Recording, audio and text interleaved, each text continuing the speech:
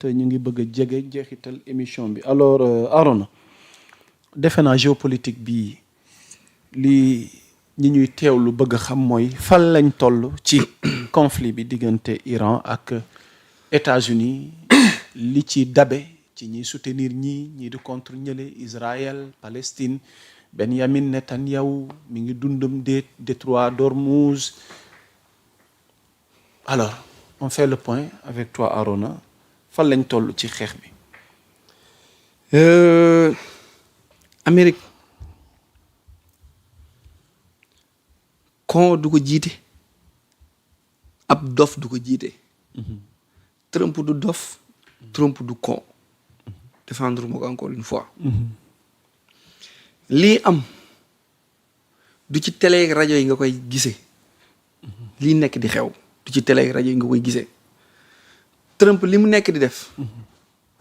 bu ci paree la ñuy xam but ak intérêt li mu nekkoon di def nii lan la ban njëriñ la am.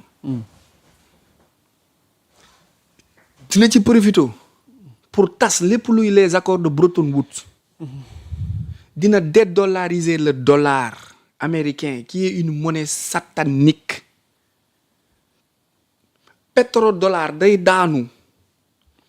On aura une nouvelle banque. Les États-Unis auront une nouvelle monnaie même bu fekkee tur bi changé wul. Pour faire la transition dinañ dem ci bitcoin yi dinañ def ñaari mécanisme yu tudd GESARA ak NESARA. dinañ changer système financier mondial. nooteel bi amoon day dakk parce que Dormouz ak li ko wër ak ña jiite zone boobu noonu seen façon de faire ak seeni doxalin y compris Israël nekkunu di dox ci liy dimbali nit ñi ci kaw suuf. guerre bu nga xamante ni bu dee li ñuy jox ci télé ak rajo yi noonu la demee.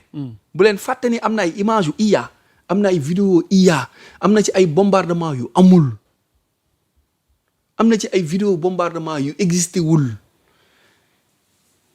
c'est la guerre des étoiles les étoiles ici mooy drone yi mooy satellite yi mooy IA bi sóoraale leen IA bi ñi ngi manipuler. Ils sont en train de nettoyer, de régler et de préparer un nouveau système. Trump n'est pas contré par Poutine, Trump n'est pas contré par Xi Jinping. Mais on se pose la question, nous taxaw, mais comment est-ce possible? Bu dee réellement ce qu'ils nous sont en train de nous dire est vrai. Mais lan mooy taxawaayu Chine dans ça ak taxawaayu Poutine dans ça? On se pose pas la question. loo ci gis. Mais ils sont ensemble. Man je me répète lii depuis ay jours moom laa nekk di wax même phrase yi laay waxaat je me répète. C'est pas une guerre comme on l'entend, mais c'est la fin d'une troisième guerre qui était une guerre communicationnelle et informationnelle. Ce qui se passe dans le monde est un nettoyage.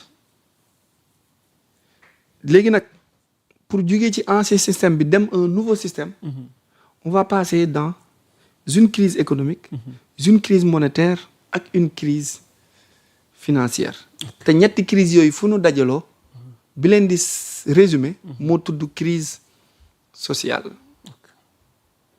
dina ñëw. loolu nga gis. qu'on se prépare. autre chose Arona defe naa li nga wax ci guerre gi leer na mais offensive u Iran posture Iran démarche Iran mel na ni Trump xaw na am tuuti mbetteel wala lenn ci Occident ni peut-être Iran dina mën a tenir ba fii seen secret ñoom it mat na bàyyi xel parce que yow bu ma la déggee tamit nag Arona yaa ngi yëkkati Trump rek di ko jay yaa ngi minimiser nag Iran. non Perse nga amal affaire de. non télé bi boo seetaanee télé bi danaan la mi ngi rey wala kii def na lii wala ni nangam sangam man minimiser wu ma l'une des plus anciennes civilisations du monde. 2500 ans. La civilisation perse iranienne moo jiitu yenente yàlla Isa ci kaw suuf. te Isa ibn Maryam moo jiitu Mahomet paix et salut sur lui ci kaw suuf. kon xam nga ni ñi yàgg nañ.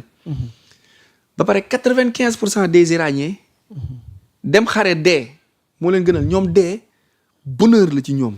pour dee au nom de la patrie dee pour réew mi. ñëpp ko bëgg dañ ciy kontaan. dafa nekk fierté ci ñoom.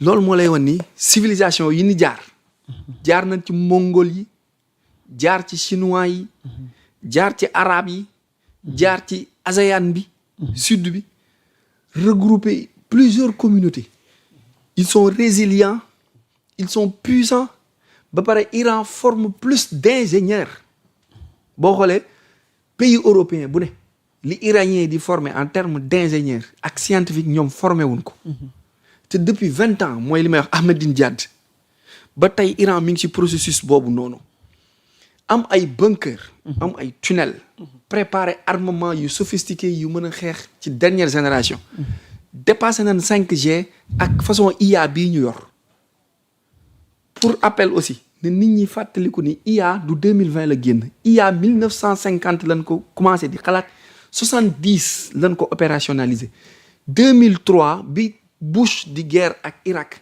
IA sax la utiliser ba muy démarrer boobu waxuñu woon waxu internet boobu intranet lañ doon wax lii matériel la mécanisme la bu militaire yi di utiliser bu ci civil yi jotee c'est parce que pare nañ ci ba am beneen bu gën a sophistiqué bii ñu yor ñun muy CIA ak FBI te guerre bi dafa tombeek Trump bu déclassé les missions secrètes la mort de Kennedy la marche sur la lune la guerre froide ak l'assassinat de certains leaders américains et du monde. Qu'est-ce qui se passe? On traverse une période de fumée où on fait un nettoyage. On va faire disparaître les accords de Bretton Woods bu John Maynard Keynes, économiste yi mettroon en place ay FMI ak ay banques mondiales yi moo tax ma ni Sénégal tiens bon FMI va bientôt disparaître tiens bon mais dinañ dund traversé boobu noonu fii ak 2030 léegi Iran puissant qu'il est xam nga ni moos bu demee dans une guerre ak les États-Unis d'Amérique mais ça sera une guerre totale donc ñoom même dans cette guerre là ñoom ñaar ñëpp laa la wax ils nous manipulent ñaari camp yëpp ils ne nous disent pas la vérité il ne nous dit pas la vérité mais regarde le traitement de l'information entre les différentes télés du monde ku ne ak li muy wax mais kan ngay gëm à la limite ku ne ak say sources ku ne ak fi ngay jëlee say information ku ne ak li nga gëm mais bul ni kii li muy wax du noonu man aussi weddiwuma kenn sama vision laay défendre ni leen guerre bi nii laa ko gisee te lii la am nekkuma ci expliquer ay bombardement ay turu avion ay turu bombe ay dóor na ko ay bombardé na fi ay taal nañ benn ville loolu ku taal télé gis ko je suis pas dans cette information je suis dans l'information cachée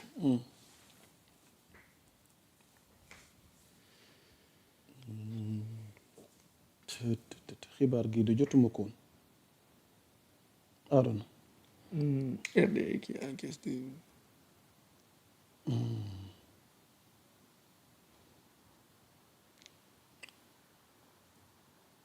ban xibaar Washington imposera de nouvelles restrictions aux voyageurs se rendant aux États-Unis à compter du 2 avril prochain.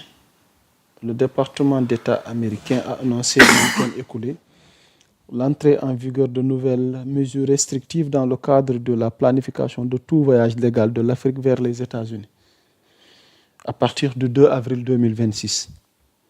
Le département d'État étend son programme de caution de visa à un total de 50 pays à compter du 2 avril et exigera des ressortissants étrangers de ces pays qu'ils versent une caution de $15,000 avant de recevoir un visa d'affaires ou de tourisme B1 ou B2 pour les États-Unis, indique un communiqué du département des Affaires étrangères. La caution sera restituée aux titulaires de visa qui rentrent chez eux conformément aux conditions du visa et de la caution ou qui ne voyagent pas, tenu à rassurer le département d'État américain. Le programme de caution de visa s'est déjà révélé efficace pour réduire considérablement le nombre de titulaires de visa qui dépassent la durée de validité de leur visa et restent illégalement aux États-Unis, a expliqué le département d'État, précisant que ce programme permet aux contribuables américains d'économiser chaque année des centaines de millions de dollars.